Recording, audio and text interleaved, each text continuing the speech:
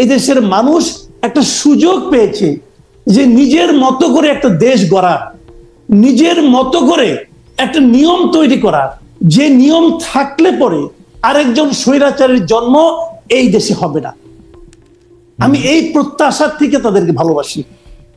তো যখন আমি দেখব যে তারা ভালো করছে না অথবা ভালোর দিকে যেতে পারছে না, হয়তো বললাম পরীক্ষাটা এখনো হয়নি, হ্যাঁ হয়নি, আমি যখন দেখছি আমার ছেলেটা অঙ্ক প্র্যাকটিসটা করে গেম খেলছে, তার উপর আমি ক্ষুব্ধ হব না? হবো, তুমি তো অঙ্কে খারাপ করতেছো। কিন্তু সেই জায়গাটা কিন্তু কামাল ভাই আপনার কাছে কি মনে হয়, কামাল ভাই আপনার কাছে মনে হয় সতর্ক করার চেষ্টা করেছি, কামাল ভাই আমি বলার চেষ্টা করেছি আপনারা যেভাবে যাচ্ছেন ভালো হচ্ছে না। কিন্তু আমি যেগুলো বলেছি আপনি মিলিয়ে নেন, সবগুলি সত্য হয়েছে, আমি বলেছি কিন্তু ওনাদেরকে। এবং আমি আজকেও বলবো কিছু কথা, আপনি মিলিয়ে নেন। যেমন আজকে আমি একটা কথা বলে রাখি, যেমন আমি দ্রব্যমূল্য নিয়ে বলেছি, শুরু থেকে বলেছি এটা আপনাদের ভোগাবে এবং ভুগিয়েছে। তারা সেই পদক্ষেপগুলি নিয়েছে কখন? যখন নাকি তাদের পুরো জিনিসটা নিয়ে মানুষের মধ্যে হইচই শুরু হয়ে গেছে তখন। এবং আমি আজকে একটা কথা বলি আপনাকে, এই যে আমাদের সড়কগুলি আছে, বর্ষাকাল কিন্তু এখনো চলছে, সড়কগুলি কিন্তু ভাঙা। দেখেন আগের যে সড়ক ছিল, আগের সরকার কি করতো, এমন ভাবে সড়ক মেরামত করতো যাতে নাকি 1 বছরের একটু আগেই ভেঙে যায়। তারা এমন ভাবে মেরামত করতো, টাকা নিত অনেক, চুরিচামারি করতো, কিন্তু অনেক চুরিচামারি হচ্ছে এই জায়গায়। তাদের এই মেরামত গুলি অল্প অল্প করতে যাতে নাকি প্রতি বছরে রিপেয়ার করতে হয় আর তাদের বিপুল লাভ হয়। এবং সড়কগুলি কিন্তু ভাঙবে। আমি এখন থেকে সতর্ক করছি, এই সড়কগুলো আপনারা ঠিক করেন। দেখবেন যদি ঠিক না করে আর 3 থেকে 4 মাস আপনি হাইওয়েতে চলতে পারবেন না। এখন এটা আমি বলবো না। কামাল ভাই সড়কের ব্যাপারটা আসার আগে আমি একটু দ্রব্যমূল্য নিয়ে কথা বলি। আপনি দীর্ঘকাল গণমাধ্যমের শীর্ষ পদে কাজ করেছেন, এখনো কাজ করছেন নানা রকম ভাবে। আমি দ্রব্যমূল্যের ব্যাপারটা ফর শিওর জানি। আপনি যখন বলবেন যে দ্রব্যমূল্য বাড়ছে বা দ্রব্যমূল্য নিয়ে আপনি কথা বলবেন, এটা আরেক ধাপ বাড়ে। আপনি তো খুব ভালো করে জানতেন যে জানেন যে দ্রব্যমূল্য বাড়া বা এটা নিয়ন্ত্রণের বাইরে চলে যাওয়া সেটা সাময়িক, সেটা কিছু সময়ের জন্য মানুষের অতি মুনাফার কারণ, সরকারের দায় সেখানে অনেক কম। কিন্তু আপনি সবচেয়ে বেশি দ্রব্যমূল্যটা নিয়ে যদি বলি, আপনি সরকারকে এত বেশি ব্যর্থ কেন বা সরকারের ব্যর্থতাটা কেন আপনি এত বেশি দেখেছেন? আচ্ছা, দ্রব্যমূল্য বাড়লে আমি কার ব্যর্থতা বলবো? এটা তো দ্রব্যমূল্য পাল্টা প্রশ্ন করলাম। এটা আমার ব্যর্থতা আর আপনার ব্যর্থতা? এটা কার ব্যর্থতা? বাজার তো চাহিদা, কার ব্যর্থতা? দ্রব্যমূল্য বেড়ে গেল, বেড়ে গেল কি কারণে বাড়লো সেগুলি না হয় আপনি যদি খুব শার্প হন, আমি যদি খুবই শার্প হই, আমি যদি খুব কানেক্টেড থাকি, আমি হয়তো আইডেন্টিফাই করতে পারবো যে ওর কারণে বাড়ছে। এর চেয়ে বেশি কিছু করার ক্ষমতা আমার আছে? এটা কার করতে হবে? সরকারকে করতে হবে। কিন্তু সরকার যখন একজন যে ওখানে চেয়ার, দেখেন এই ব্রিগেডিয়ার সাখাও হোসেন, উনি এখন যে একটা জায়গায় চেয়ারে বসেছেন, এর আগে কিন্তু ওখানে ছিলেন না।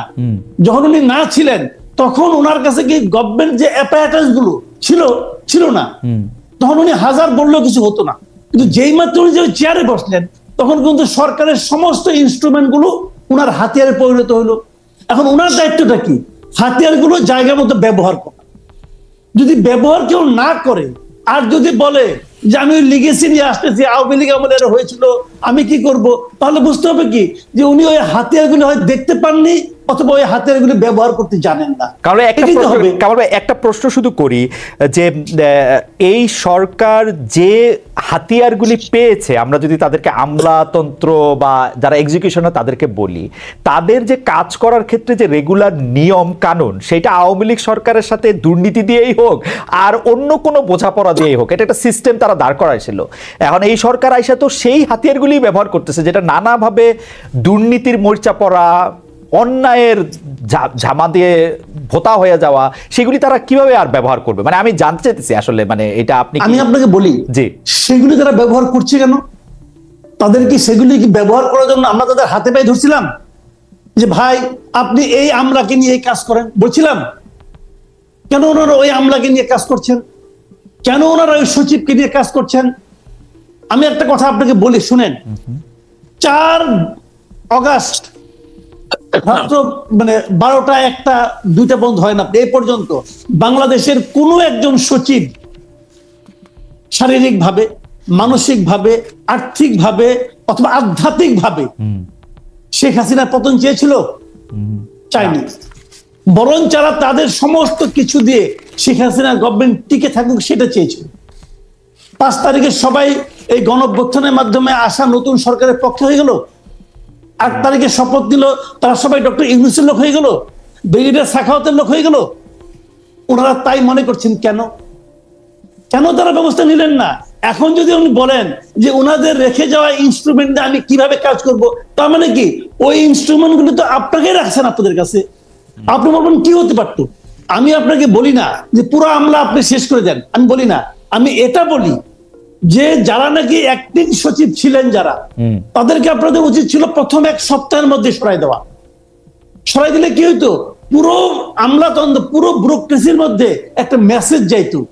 কারণ একটা জিনিস আপনি মানবেন, আপনি দীর্ঘদিন নিজেও সাংবাদিকতা করেছেন, মানবেন যে জয়েন্ট সেক্রেটারি, এডিশনাল সেক্রেটারি পর্যন্ত প্রতিভা দেওয়া হওয়া যায়, কিন্তু সেক্রেটারি হতে হলে তাকে অবশ্যই সেই গভর্নমেন্টের সঙ্গে পলিটিক্যালি ইনভলভ থাকতে হয়। সেই গভর্নমেন্টের সমস্ত সেক্রেটারি নিয়োগ হয় রাজনৈতিক ভাবে। কামাল ভাই আমি একটু বোঝার জন্য, রাজনৈতিক ভাবে নিয়োগকৃত সেক্রেটারিতে সরাই দিতেন ভাই, এতে কোনো দেশের ক্ষতি হইতো না। কামাল ভাই, আমি ছাত্ররা যদি উপদেষ্টা হইতে পারে, এডিশনাল সেক্রেটারি দায়িত্ব পালন করতে পারতো। কামাল ভাই কেন করতে পারেন নাই? কামাল ভাই, কারণ আপনারা ওই সিস্টেমকে টিকে রাখতে চাইছেন।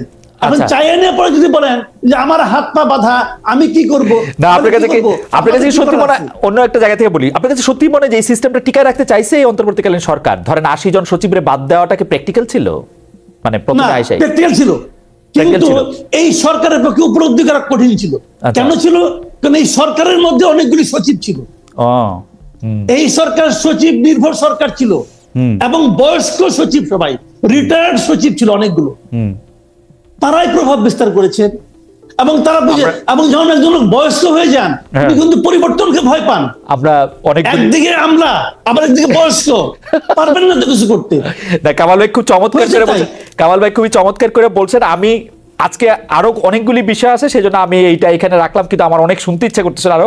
ব্রিগেডিয়ার জেনারেল সাখাওয়াত, আপনি কি একটু বলবেন? কামাল ভাই একটা একদম স্পেসিফিক কথা বলেছেন যে আপনারা আসলে এই যে অজুহাতগুলি এগুলি রাখতেই চাইছিলেন, গত সরকারের এই মাথার উপর চেপে বসা থাকা সিন্দাবাদের ভূতের মতো লোকদেরকে আপনারা রাখতেই চাইছিলেন, এটা কি ঠিক? আমি কি আমার কথা বলবো? আপনি যদি সার্বিকভাবে বলতেন, আপনার কথা তো নিশ্চয়ই বলবেন। জি, সার্বিকভাবে ব্যাপার হচ্ছে যে কামাল সাহেব যে কথাগুলো বলেছেন তার মধ্যে অনেকটা সত্যতা আছে, নাই আমি বলবো না। কিন্তু আপনি নিজেই বলেছেন যে 80 জন বা 85 জন সচিবকে একসাথে সরানো ডিফিকাল্ট ছিল। এখন কিন্তু ক্রমান্বয়ে আপনি দেখবেন যে পরিবর্তন হচ্ছে। সে পরিবর্তনটার কারণে কিছুটা অ্যাডমিনিস্ট্রেশনের মধ্যে একটু কি বলবো, মানে আনইজিনেস আছে, বিকজ নোবডি নোজ কে কখন যাবে। আমি বলি আপনাকে, আমার কথাই ধরুন, আমি স্বরাষ্ট্র মন্ত্রণালয়ে যিনি ছিলেন তিনি 3 দিন ছিলেন, তারপরে কিন্তু চলে গেলেন, এখন তিনি জেলে আছেন।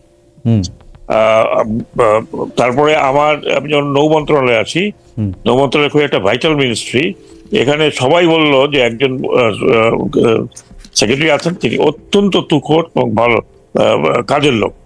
বাট আমি যখন তার সম্বন্ধে জানতে পারলাম যে উনি যখন সমস্ত সচিবদের নেতা ছিলেন, তখন ওনার কিছু কর্মকাণ্ড ওয়াজ নট একজন সচিবের মতো ছিল না, মানে নিউট্রাল লোকের মতো ছিল না। তো উনি নিজে, তারপর উনি কিন্তু ওএসডি হয়ে গেছেন। তারপরে আরেকজন আসলো, আমি নিজেও জানতাম না, আমার এই সংস্থা থেকে একজন হলো, ভালো ভালো। আমরা যদি নাম্বারের কথা আসি, কারণ মাসুদ কামাল ভাই স্পেসিফিক 80 জনের কথা, মানে সচিবদের কথা বলেছেন, আমি জানি 80 জন সচিব পর্যায়ের কর্মকর্তা বা পদমর্যাদা রয়েছেন, 1-2 জন বেশি টেশি হতে পারে। আপনার কাছে কি মনে হয় কত পার্সেন্ট সচিব এখনো পদে রয়েছেন? পার্সেন্টেজ এটা কি? আমি এক্স্যাক্টলি জানবো না, কারণ আমি জানি যে আমাদের যে উপদেষ্টারা আছেন তাদের বেশিরভাগই সচিব কিন্তু পরিবর্তন হয়ে গেছে। ওকে, না উপদেষ্টা তো 20 জন। কামাল ভাই, আপনার কাছে কি কোনো ডেটা আছে যে কতজন আওয়ামী লীগ সচিব এখনো রয়ে গেছেন সচিব পদে বা কর্মরত ভাবে? আমার কাছে ডেটা নেই, কিন্তু আমি যতটুকু আমি বলি, আমি তো বিভিন্ন পত্র পত্রিকা পড়ি, একজন সচিব চলে গেলে কিন্তু সেটা খবর হয়। তো আমার জানা মতে 10 জনের বেশি সচিব যায়নি। কিন্তু এগুলো আমি একটা জিনিস বলি, শুনেন, আমার এখান থেকে 3 জন গেছে কিন্তু।